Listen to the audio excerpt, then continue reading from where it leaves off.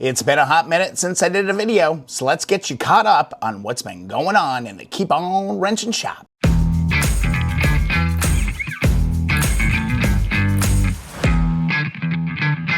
Man, this summer has been flying by. I find it hard to believe I haven't uploaded a video in a real hot minute, all right? But I have been doing a number of shorts throughout the summer, so let's dive into that. Mostly, we're painting the 1966 CB160. The cloud silver has arrived. The base coat and clear coat has arrived. And our primer has arrived. Stir sticks, filter funnels, and we got mixing cups. And thanks to Auto Paint HQ, I've got very detailed instructions for each step in the process of painting this vintage motorcycle. This is huge. I think I've got pretty much everything I am gonna need. Just gotta drag out the paint gun and fire up the air compressor. It's gonna be a fun weekend. Be sure to subscribe to follow along. With all the materials at hand, it was time to get to work, and I really couldn't have prepared myself for what a run and gun situation I had built for myself. This was literally paint one run, load up, paint another one, man. Flash times really caught up to me very quickly. In the future, I'd probably want to break this project into some pieces so I could slow down and be really meticulous about what I'm doing. But here's a little clip from the shop as I'm putting on literally the last layer of clear coat. All right, we're having some fun tonight. We are laying the clear after a long day of painting. First coat of clear is going on all the parts. Holy buckets.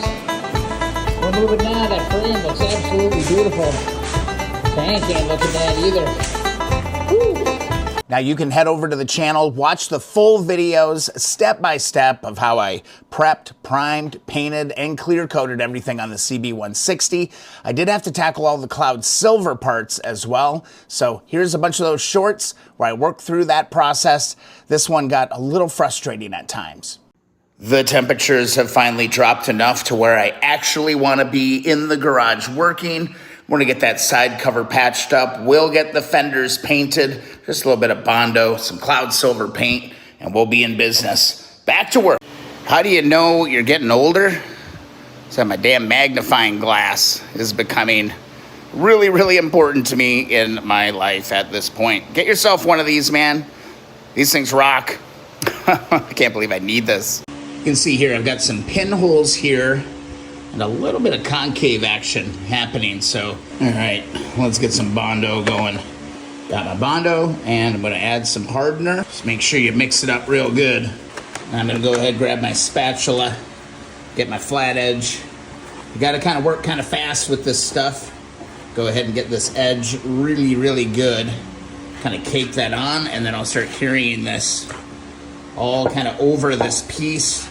Just want to level it out. You can see how wavy it is. It hardens up pretty quick, so you got to work kind of fast.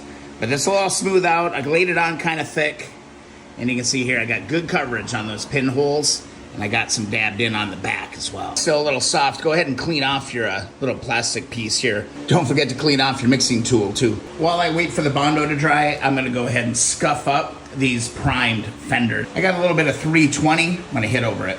I could use my orbital sander. I don't want to bust through too much. I'm gonna go ahead and degrease these after I got this scratch going. All right, that's looking pretty good. We're staying gloved up from here on out. Now these parts have been sealed, so that's why I scuffed them, because I'm just gonna go ahead and hit them with some sandable primer. Now I'm just gonna start laying some paint on. All right, first coat is on. I'm gonna let this flash for 5 minutes, and I'll give it one more little coat. Some of you might be wondering what I'm doing with the underside of these. Well, I'm gonna undercoat all of that, including the inside of the back of the cover. All right, second coat is on. These are looking pretty damn good. I'm gonna let these cure up here for about 20 minutes or so. All right, these are looking great. Let's go ahead and get the cloud silver going.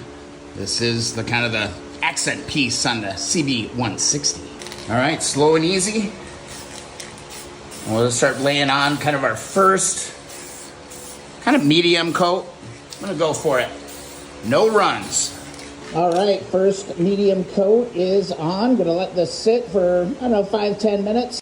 On to coat 2. I'm gonna pour this one on a little bit heavier.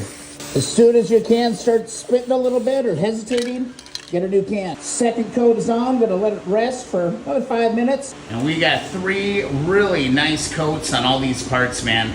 These are looking great, no drips. I'm gonna let this all hang out for about 30 minutes.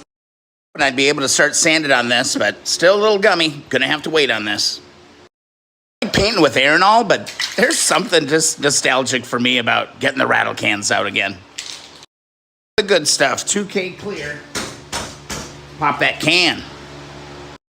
Time for 3 coats of the 2K clear. Do not forget your mask when you're using this stuff. All right, our first coat is on. We're gonna wait 5 minutes in between coats. Boom. And that's how it's done, ladies and gentlemen. Subscribe for more. All right, it is the day after Cloud Silver Fenders. This might actually be some of my best work. These came out flawless. Gotta love it, man.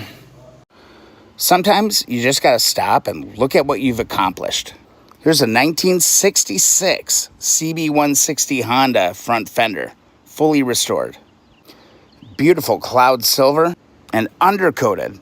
This looks pretty good for a bunch of rattle cans, sandpaper, and time, and a little room in the garage. Those fenders couldn't have turned out any better. So I figured, hey, what the hell? Let's do the side covers. Same process, same deal. The only difference was that it was a completely different day.